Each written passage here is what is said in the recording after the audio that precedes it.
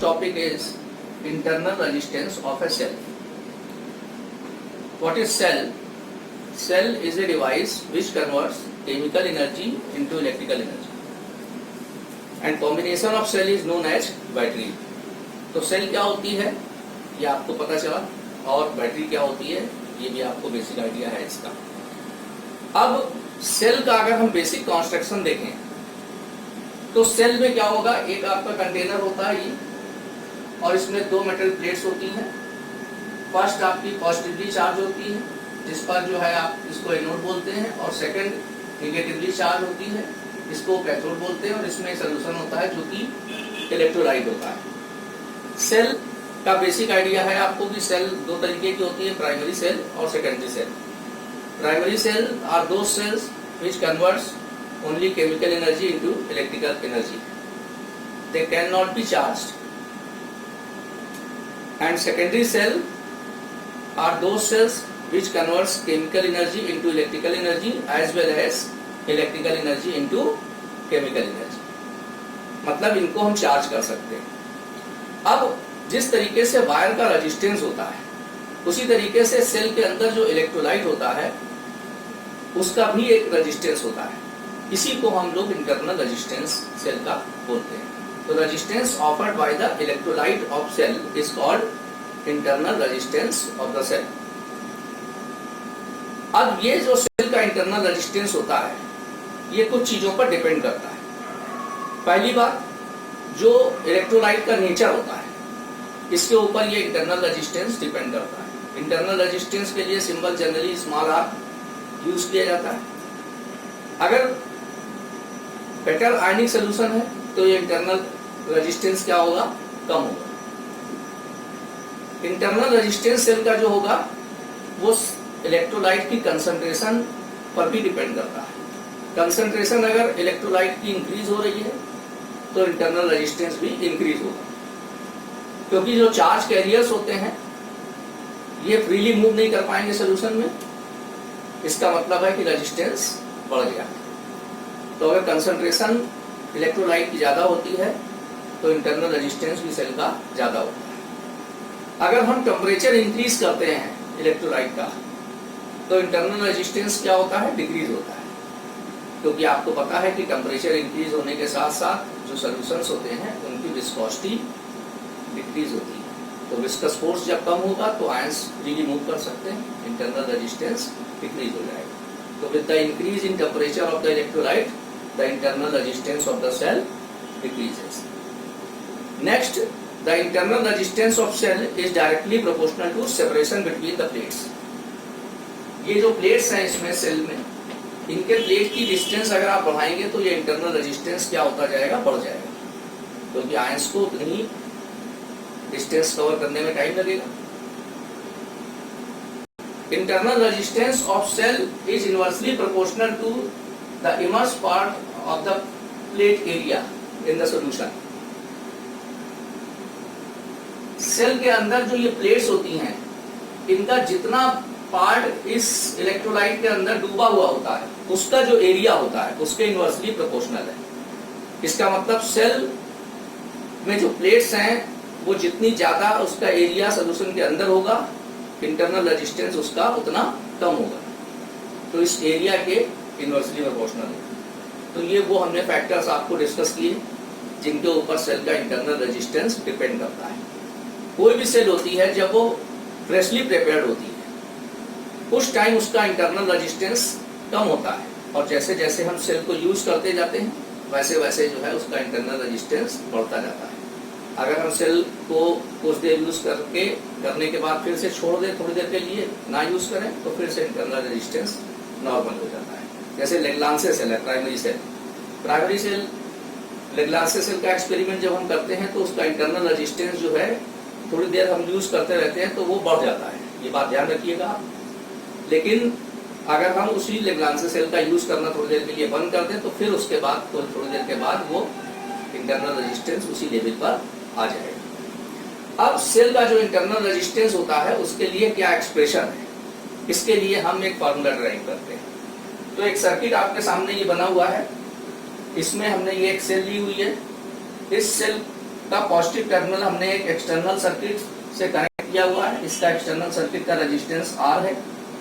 Negative terminal आपने external circuit के दूसरे एंड पर कनेक्ट कर दिया। सेल की ये जो दोनों प्लेट्स हैं पॉजिटिव और निगेटिव, इनके क्रॉस आपने एक वोल्टमीटर कनेक्ट कर लिया है पोटेंशियल डिफरेंस दोनों प्लेट के क्रॉस रिकॉर्ड करने के लिए, और करंट जो सर्किट में इसमें फ्लो होगी ऐसे इसको रिकॉर्ड करने के लिए इसमें एमीटर लगा हुआ है। ए और बी पॉइंट आपने ये लिए हुए हैं, इन दोनों पॉइंट के क्रॉस आपने एक एक्सटर्नल सर्किट कनेक्ट किया हुआ है, और ये जो स्मॉल r रिप्रेजेंट किया गया है सेल के नेगेटिव टर्मिनल के साथ में, ये सेल का इंटरनल रेजिस्टेंस शो किया गया है। अब ये जो सेल है इसका ईएमएफ ई है।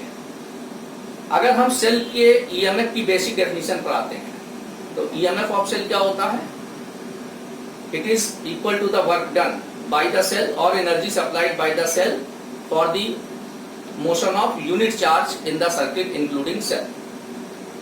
यूनिट चार्ज को सर्किट में एक राउंड फ्लो कराने के लिए सेल के थ्रू जो वर्क किया जाता है वही सेल का ईएमएफ होता है, या जो एनर्जी सप्लाई की जाती है वही सेल का ईएमएफ होता है। अब ये एनर्जी कंज्यूम कहाँ होगी? जो हमारा ये एक्सटर्नल सर्किट है जिसका रेजिस्टेंस R है, इसमें ये एनर्जी कंज्यूम होगी, और ये जो इंटरनल रेजिस्टेंस है इसमें ये एनर्जी कंज्यूम होगी। तो अगर ये जो रेजिस्टेंस है इसमें जब हम यूनिट चार्ज फ्लो करेंगे तो यूनिट चार्ज फ्लो करने के लिए जो वर्क डन होगा वो वर्क डन, और इंटरनल रेजिस्टेंस में जब हम यूनिट चार्ज फ्लो करा रहे होंगे तो जो वर्क डन होगा ये दोनों मिला करके आपके टोटल ईएमएफ के इक्वल होंगे।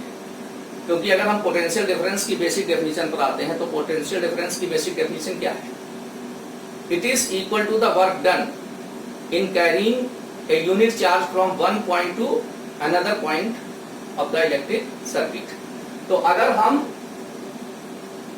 एक यूनिट चार्ज को ए से बी आर के थ्रू यहां तक लेकर के आए तो जो वर्क डन होगा वो आर के क्रॉस पोटेंशियल डिफरेंस होगा, या फिर हम ये भी कह सकते हैं कि ये जो सेल की दोनों प्लेट्स हैं इसके क्रॉस पोटेंशियल डिफरेंस होगा, क्योंकि ये रेजिस्टेंस इसके पैरेलल कॉम्बिनेशन में है। और बी से ए तक अगर हम यूनिट चार्ज को फ्लो करेंगे तो बी से ए तक जो यूनिट चार्ज फ्लो होगा इसमें जो वर्क डन होगा वो इंटरनल रेजिस्टेंस के क्रॉस पोटेंशियल डिफरेंस होगा।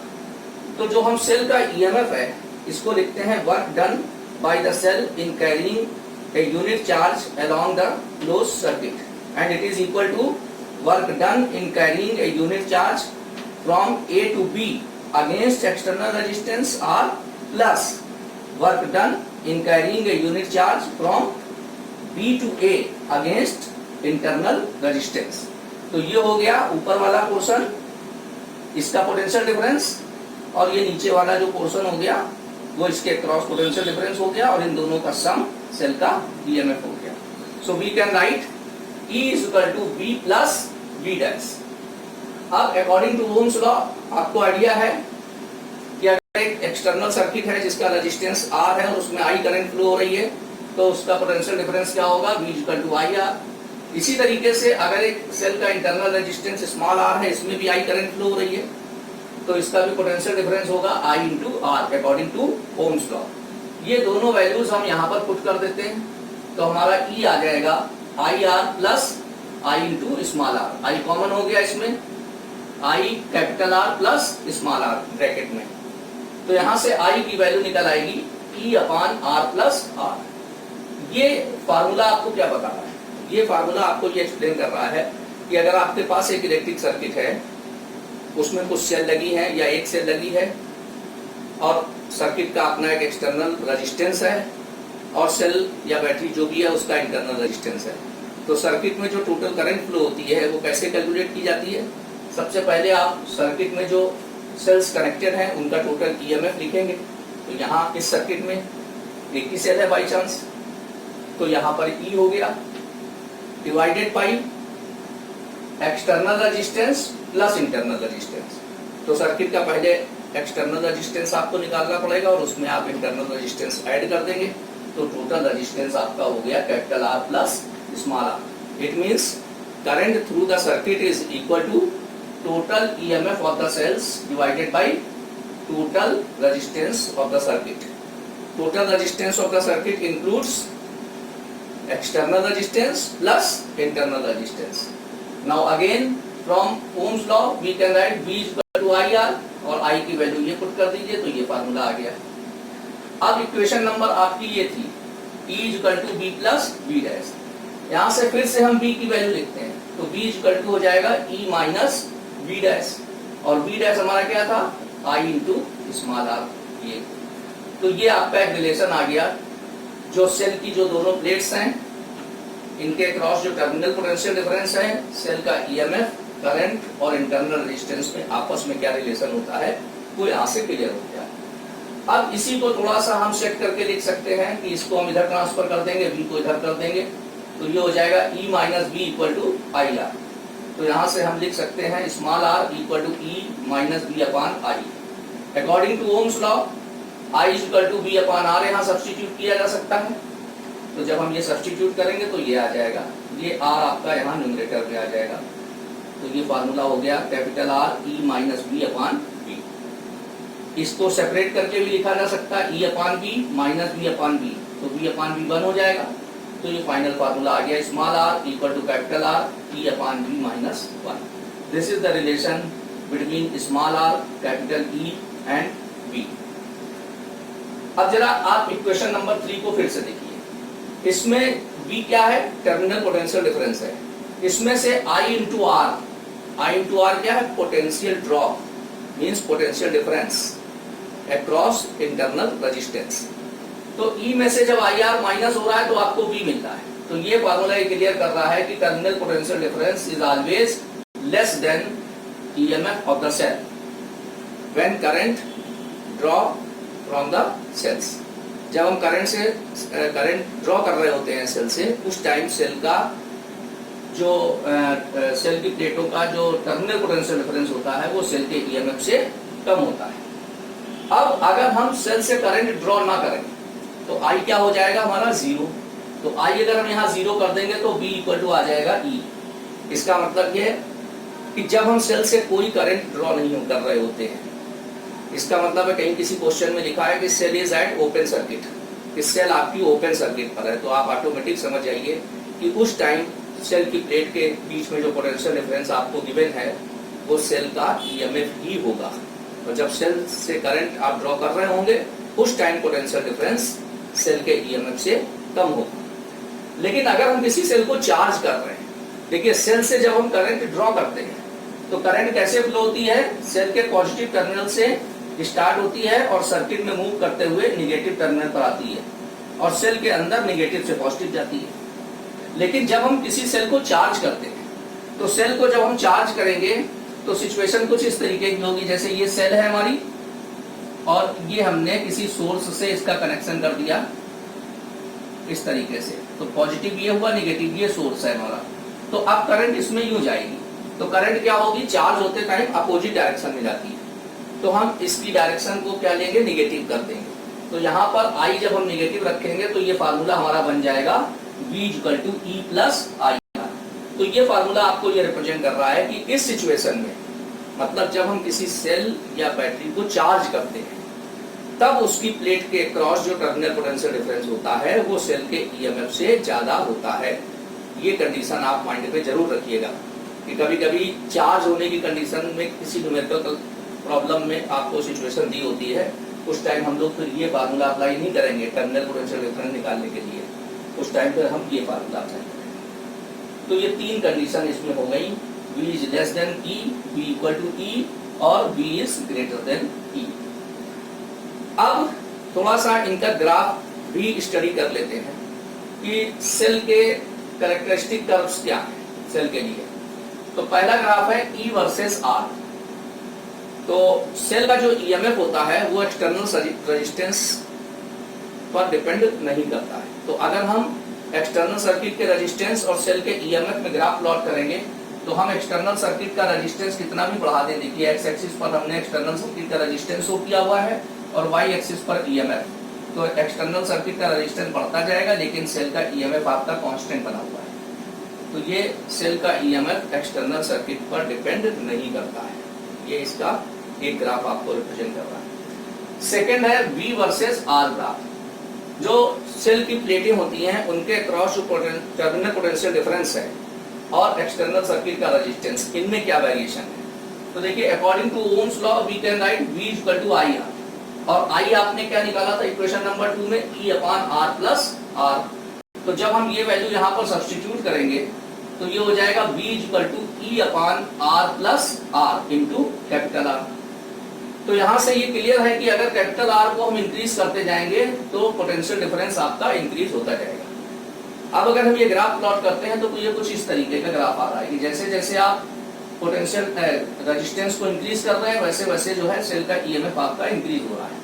अब आप इसको इस फार्मूले को इस तरीके से भी लिख सकते हो कि E upon 1 plus small r upon capital R, capital R से डिवाइड कर दीजिए न्यूमरेटर और डिनोमिनेटर को, तो ये फार्मूला आ जाएगा। न्यूमरेटर में डिवाइड करेंगे तो ये कैंसिल हो जाएगा, यहाँ पर capital R upon capital R 1 हो जाएगा और ये small r upon capital R। अब यहाँ से कुछ इंपॉर्टेंट डिस्कशन है कि देखिए जब इसमें R की वैल्यू 0 करेंगे तो आपका पोटेंशियल डिफरेंस 0 है। तो ये देखिए ये वैल्यू यहाँ पर रिप्रेजेंट हो रही है, ये 0। इसके बाद अगर आप कैपिटल R यानी एक्सटर्नल सर्किट का रेजिस्टेंस और सेल का इंटरनल रेजिस्टेंस आपस में इक्वल है, तो यहाँ से वैल्यू क्या आएगी, capital R upon capital R 1 plus 1 2, तो पोटेंशियल डिफरेंस हो जाएगा E/2। मतलब जब सेल का इंटरनल रेजिस्टेंस और एक्सटर्नल सर्किट का रेजिस्टेंस आपस में इक्वल होता है तो जो एक्सटर्नल रेजिस्टेंस में पोटेंशियल ड्रॉप होगा या सेल की प्लेटों का जो टर्मिनल पोटेंशियल डिफरेंस होगा वो आपका E/2 हो जाएगा। तो ये वैल्यू ग्राफ पर यहाँ पर रिप्रेजेंट की गई है। ये R की वैल्यू है स्मॉल r के इक्वल और ये हो गया E से E/2 क्लियर है। नेक्स्ट है अगर हम एक्सटर्नल रेजिस्टेंस की वैल्यू इनफाइनाइट कर देंगे तो ये क्या होगा, V इक्वल टू E हो जाएगा, क्योंकि ये आप इनफाइनाइट करेंगे तो ये फैक्टर आपका 0 हो जाएगा, उस कंडीशन में V इक्वल टू E आ जाएगा। तो ये इनफाइनाइट पर जब ग्राफ जाएगा तो वो वैल्यू आपको क्या यहाँ प्रोवाइड करेगा, ईएमएफ की वैल्यू ये प्रोवाइड करेगा। नेक्स्ट ग्राफ है हमारा V versus I, terminal potential difference और करंट में वेरिएशन कैसा होगा। फिर से हम अपनी इसी इक्वेशन पर आते हैं। हमारे पास ये इक्वेशन थर्ड है V equal to E minus I R. इसको थोड़ा सा रीअरेंज कर लेते हैं तो यहाँ से ये इक्वेशन हो जाएगा V इक्वल टू, इसको पहले कर लिया हमने और इसको आगे कर दिया। अब इस इक्वेशन को हम देखें अगर तो ये हमारी एक स्ट्रेट लाइन की इक्वेशन है y equal to mx plus c type की, और इसमें m क्या है, स्लोप है और ये निगेटिव है। m की जगह पर यहाँ पर माइनस i है।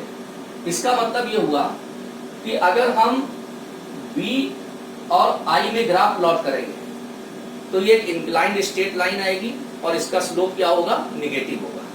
तो स्लोप निगेटिव वाली स्ट्रेट लाइन कैसी होती है, ये आपकी होगी। अब इसमें भी कुछ सिचुएशंस हमें देखने को मिले। देखिए ये एक हमने A पॉइंट पर दिखाया है ग्राफ में और एक B पॉइंट दिखाया हुआ है। A पॉइंट पर जो पोटेंशियल डिफरेंस है इसको हम VA बोल रहे हैं और B पॉइंट पर जो करंट है इसको IB से मेंशन किया हुआ है। अब इसमें देखिए A पॉइंट पर जो करंट की वैल्यू है वो 0 है, तो जब हम करंट को यहाँ 0 कर देंगे तो V इक्वल टू आ जाएगा E। इसका मतलब है जो ये लाइन आपने दिखाई है B और I के बीच में, जब करंट 0 होती है तो ये लाइन जहां पर टच करेगी वो पोटेंशियल डिफरेंस हमें किस चीज की वैल्यू प्रोवाइड करेगा, सेल के ईएमएफ की वैल्यू प्रोवाइड करेगा। तो ये ग्राफ का क्वेश्चन पेपर में अक्सर बहुत आता है, इसको आप ध्यान रखिएगा कि जब V और I के बीच में ग्राफ है और इस तरीके का ग्राफ आपको मिल रहा है तो ये लाइन यहाँ पर जो टच कर रही है और इस जगह पोटेंशियल डिफरेंस की जो वैल्यू है ये आपका सेल का ईएमएफ होगा। इसी तरीके से B पॉइंट पर अगर हम देखें तो B पॉइंट पर क्या है, पोटेंशियल डिफरेंस 0 है, करंट तो अपनी मैक्सिमम वैल्यू पर है और पोटेंशियल डिफरेंस यहाँ पर क्या है, 0 है। तो पोटेंशियल डिफरेंस जब 0 हो जाएगा तो हम इस इक्वेशन में V को 0 करेंगे तो ये इक्वेशन हो जाएगी 0 equal to E minus I R, और we can write E equal to I R. तो यहाँ से R इक्वल टू हो जाएगा E अपॉन आई बी। इसका मतलब है इसी ग्राफ की हेल्प से आप सेल का इंटरनल रेजिस्टेंस भी फाइंड आउट कर सकते हैं। ये निगेटिव स्लोप हो गया, ठीक है। ये ई वैल्यू ये हो गई और आई वैल्यू ये ले लेंगे, मतलब ये टॉप वाली वैल्यू लेंगे, ये ई हो जाएगा, और ये पीक वाली करंट की वैल्यू लेंगे, ये आपका आई भी हो जाएगा, और इन दोनों का जो रेशियो होगा परपेंडिकुलर अपॉन बेस, ये हमारा इंटरनल रेजिस्टेंस हो जाएगा। तो इस तरीके का V और I के बीच में जो ग्राफ है, इसका स्लोप आपको क्या प्रोवाइड करेगा? सेल का इंटरनल रेजिस्टेंस की वैल्यू प्रोवाइड करेगा। तो इस तरीके से, और इसका स्लोप ये होगा निगेटिव। तो ये आपका टोटल हो गया सेल के इंटरनल रेजिस्टेंस के बारे में। Thank you.